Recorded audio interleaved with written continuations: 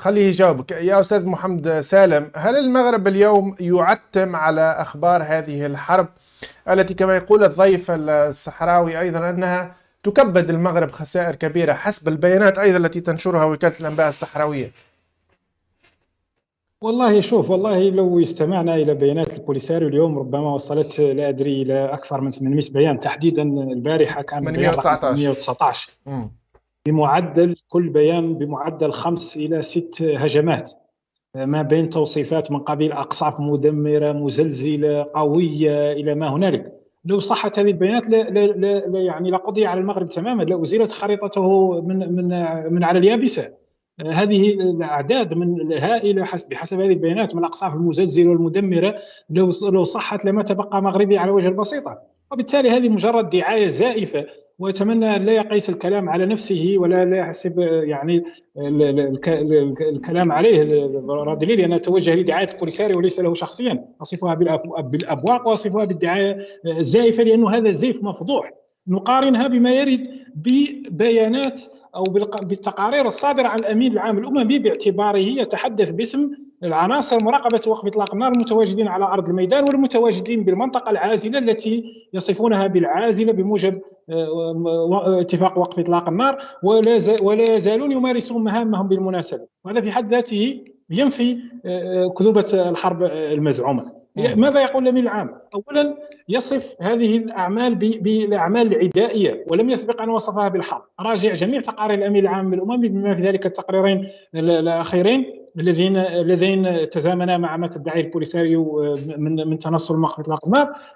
لا يتعدى وصفه لما يجري على أرض الواقع بالأعمال العدائية المحدودة. طبعا هذه الأعمال العدائية تعطي للمغرب كافة الحق بالدفاع عن نفسه يعني التصدي لأي هدف معادي يقترب من قواته ومن جداره الدفاعي، والتصدي أيضا لأي خرق لوقف إطلاق النار. بالمناسبة الأمين العام الأممي لطالما تحدث عن المئات لم يكن الآلاف من الخروقات وقف إطلاق النار التي تعكف عليها البوليساريو والتي يفصلها، سواء ما يتعلق بتغيير بالدليل على أنها منطقة عازلة، أنه ممنوع على البوليساريو أن تحدث فيها أي منشآت عسكرية، أنه ممنوع عليها أن تغير طبيعة المنشآت المتواجدة فيها منذ 8 القرن الماضي، أن لا تقدم على تعزيز عتادها العسكري سوى بإخبار وبموافقة عناصر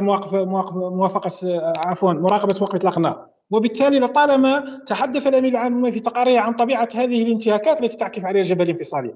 ما يجري اليوم على المغرب كان في السابق إبان إعلان البوليساريو عن تمسكها بوقف إطلاق النار، أو حتى بعد إعلانها عن تنصلها بوقف إطلاق النار، كان دائما يتصدى لأي مناورات ولأي أهداف معادية تقترب من منشآته ومن جداره الدفاعي، وهذا ما يخوله له اتفاق وقف إطلاق النار. طبيعة البوليساريو هي ليست جيش نظامي، هي ليست جيش يحق له أن يسيطر على تراب إقليمي، هي مجرد جماعة مسلحة دخلت في حرب طوال 16 سنة من 1975 حتى 1991 بدعم وبتورط عديد الدول وعديد القوى الدولية، بما في ذلك الجزائر نفسها وليبيا القذافي وكوبا، وبما في ذلك أيضا الاستعانة بالمرتزقة المستخدمين من بلدان الجوار الذين تم تأطيرهم في الجبهة الانفصالية، سواء وقد ثبت بالفعل تأطير البوليساريو لعديد المرتزقة سواء من الجزائر أو مالي أو من شمال موريتانيا في فترات معينة تحت شعارات يعني التقدمية والحداثة واليسارية وإلى ما هنالك،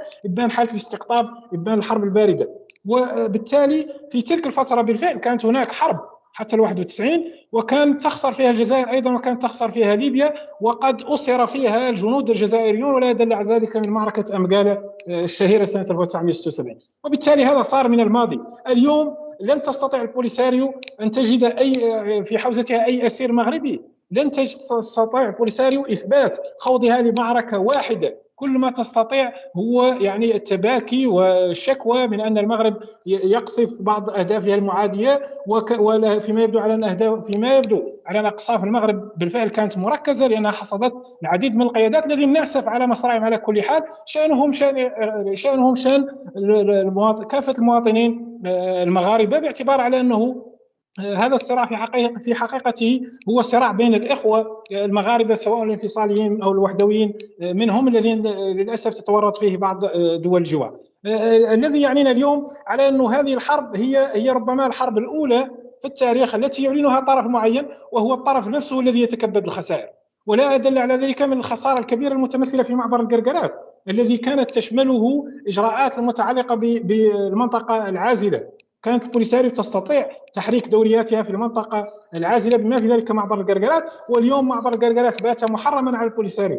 اليوم يعني الأصوات الحرة الصحراوية الانفصالية المنتمية للبوليساريو تصف ما كان يسمى بالأراضي المحررة في أدبية البوليساريو بات يوصف اليوم بالأراضي المحرمة على الجبهة الانفصالية بسبب هذه المغامرات الغير محسوبة التي خاضتها الجبهة الانفصالية. طيب. القيادات كما سلفت يقولون لقد خضنا مغامرة غير محسوبة العواقب، لقد خسرنا بسبب هذه المغامرة الغير محسوبة العواقب، ويحملون المسؤولية لإبراهيم غالي. وبالمناسبة البوليساريو اليوم عناصرها التي كانت تتواجد في المنطقة العازلة اليوم هي موجهة للداخل لمخيمات تندوف، وموجهة لقمع المدنيين وموجهة لقمع الحركات المدنية ولاعتقال النساء وضرب النساء وسحب النساء. واليوم الصور والفيديوهات موجودة منذ شهر فقط.